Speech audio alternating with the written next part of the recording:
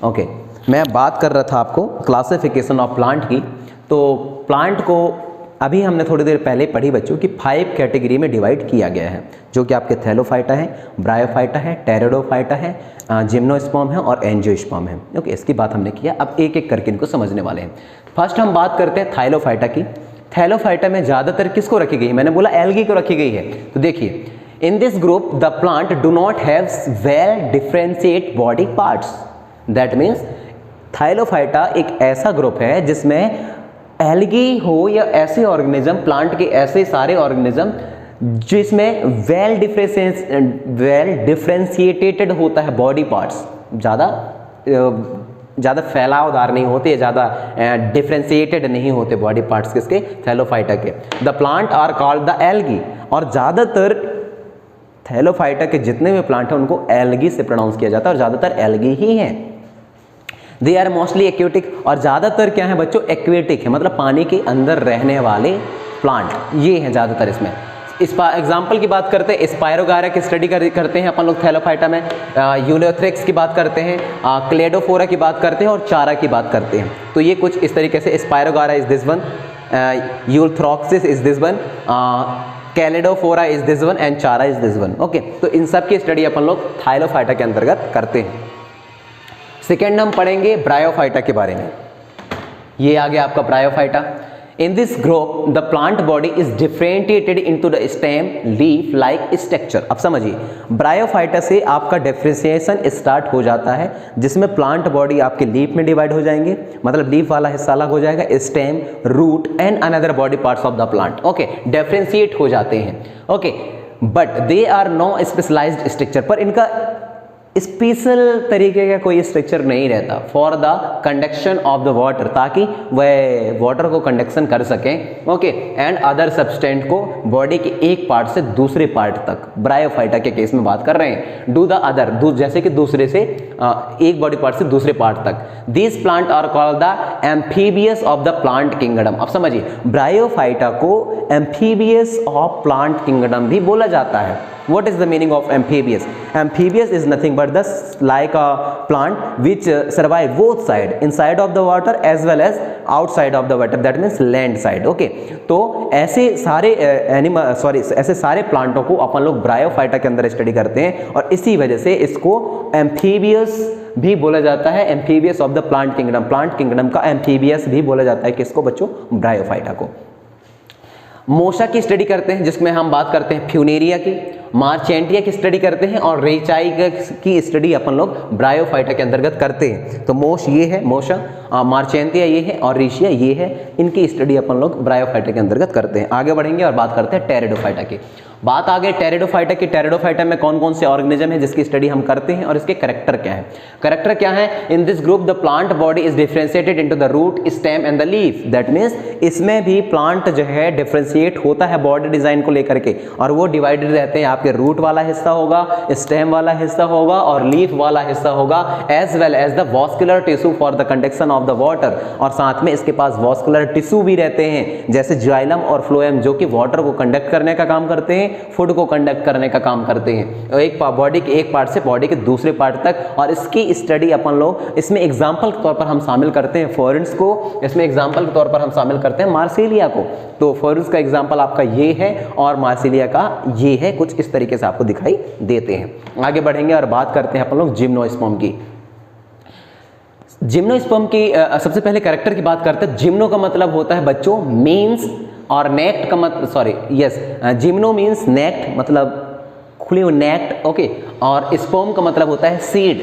Okay, naked seed रहते हैं gymnosperm, that means naked seed. और इसको अपन लोग ये भी बोल सकते हैं, इस ग्रुप को बियर नेक्ट सीड भी बोल सकते हैं। Okay, they are usually perennial. ये ज़्यादातर जो मैं बात कर रहा हूँ किसके बच्चों? जिम्नोस्पर्म के। तो ये पेरेनियल होते हैं, एवरग्रीन होते हैं एंड वुडली होते हैं, मतलब ज़्यादा लकड़ी मिलते हैं, साल के 12 महीना ज़्यादातर हरे भरे रहते हैं, दैट मीन्स एवरग्रीन रहते हैं। ओके, तो इन्हें ये कुछ इस तरीके के कैरेक्टर है आपका किसका? जिम्नोस्पर्म का, जिसको आप क्राइटोजम्स भी बोलते हो। इसमें अपन लोग स्टडी करते हैं पाइनस की और साइकस की, जो विदाउट सीड होते हैं। ओके, पाइनस और साइकस के, तो पाइनस आपको देखने को मिल जाएगा अमरकंटक में, कुछ इस तरीके से रहता है। ओके, और दूसरा साइकस आपको देखने को मिल जाएगा स्लाइड में, जो आप देख पा रहे हो। ओके, आगे बढ़ेंगे और बात करेंगे अपन लोग एंजियोस्पर्म की। तो एक्चुअली सबसे यदि ब्रॉड कैटेगरी किसी का होना चाहिए प्लांट में, तो वो एंजियोस्पर्म का होना चाहिए। क्यों? क्योंकि एंजियोस्पर्म में हम जितने भी प्लांट हैं जो सीड की वजह से आते हैं, जितने भी प्लांट हैं जिसमें फ्लावर आता है, मोनोकॉट और डाइकॉट की स्टडी भी अपन लोग एंजियोस्पर्म में ही करते हैं। तो देखिए और पढ़िए, बात करते हैं एंजियोस्पर्म की, और इसको एंजियोस्पर्म को फेनेरोगैमस के नाम से भी जाना जाता है। ओके, आगे बढ़ेंगे। कैरेक्टर क्या है? The plant of their group bears covered seed, that means ऐसे सारे प्लांट जो कि कवर्ड रहते हैं, इनके सीड कवर्ड रहते हैं किसी लेयर से। जैसे आप बात करो धान की, धान की seed, that means paddy seed, paddy seed के ऊपर कवर रहती है, चने के ऊपर कवर रहती है, मसूर के ऊपर कवर रहती है, मटर के ऊपर कवर रहती है। तो सारी सीड जिसके ऊपर कवर रहती है उसकी स्टडी अपन लोग इसके अंदर करते हैं। That is the angiosperm. Angio that means होता है that is the angio means covered. कोई एंजियो का मतलब होता है कवर्ड और स्पर्म का मतलब होता है सीड। दैट में सारे सीड जो कवर्ड रहते हैं। नेक्स्ट सीड का क्या मतलब था? ऐसे सारे सीड जो कि ऊपर से कवर्ड नहीं रहते, they are also called the flowering plant. और साथ में एंजियोस्पर्म को अपन लोग फ्लावरिंग प्लांट के नाम से भी जानते हैं। The plant embryo is the seed have the cotyledon. जो प्लांट एम्ब्रियो रहता है बच्चों, उनके सीड में कैटलेडॉन प्रेजेंट रहते हैं। अब आपको बात समझ में नहीं आई होगी ये कैटलेडॉन का मतलब क्या होता है। कैटलेडॉन इज नथिंग बट द, यदि आप ग्राम दैट मीन्स आप चने के उसको तोड़ो तो आपको उसमें से दो दाल के टुकड़े ऐसे निकल के दिखाई देते हैं। दोनों को जोड़ दिया जाए तभी चने की आपका कंप्लीट सीड बन पाती है। तो इस एक सिंगल पार्ट को ही अपन लोग क्या बोलते हैं? कैटलेडॉन। ओके, तो आपसे यदि पूछा जाए कि कवर्ड सीड में कुल कितने कैटलेडॉन रहते हैं, 2 या 1, तो आप बोलोगे 2 रहते हैं। ओके, आगे बात करते हैं। एंजियोस्पर्म को डिवाइड किया गया है और छोटे ग्रुप में basis of their number of cotyledon. Number of cotyledon के बेसिस पर छोटे ग्रुप में डिवाइड किया गया है, जिनको हम बोलते हैं बच्चों कैटलेडॉन। जिनके पास सिंगल होते हैं उनको बोला जाता है मोनोकॉट। और जिसमें हम शामिल करते हैं राइस दैट मीन्स आप चावल को तोड़ोगे तो उसके 2 दाने कैटलेडॉन नहीं निकलते जैसे दाल निकलता है। गेहूं को आप तोड़ोगे तो उसको वैसे दाने नहीं निकलते जैसे चने का निकलता है। मॉइस को तोड़ोगे तो वैसे नहीं निकलते जैसे चने के निकलते। दैट मीन्स ये सिंगल कैटलेडॉन वाले होते हैं, इसलिए इनको इस कैटेगरी में रखा गया है क्योंकि ये फ्लावरिंग प्लांट भी तो हैं। ओके, आगे बढ़ते हैं। Green gram, P, tamarind etcetera, और ऐसे सारे प्लांट जिसमें 2 कैटलेडॉन होते हैं उनको अपन लोग डाइकोट बोलते हैं बच्चों। और डाइकोट में अपन लोग बात करते हैं ग्रीन ग्राम की, पी की, टर्मिंड की और एक्सेट्रा की। ओके, चलिए आगे बढ़ेंगे। ओके, ये देख सकते हो ये चने की दालें हैं, एक दाल ये, तो हर एक दाल को सिंगल दाल है कैटलेडॉन कहलाएगा, ये दाल भी कैटलेडॉन कहलाएगा। दैट मीन्स जो आपका सीड होता है वो 2 कैटलेडॉन से मिलकर के बना होता है चने की दाल और चना।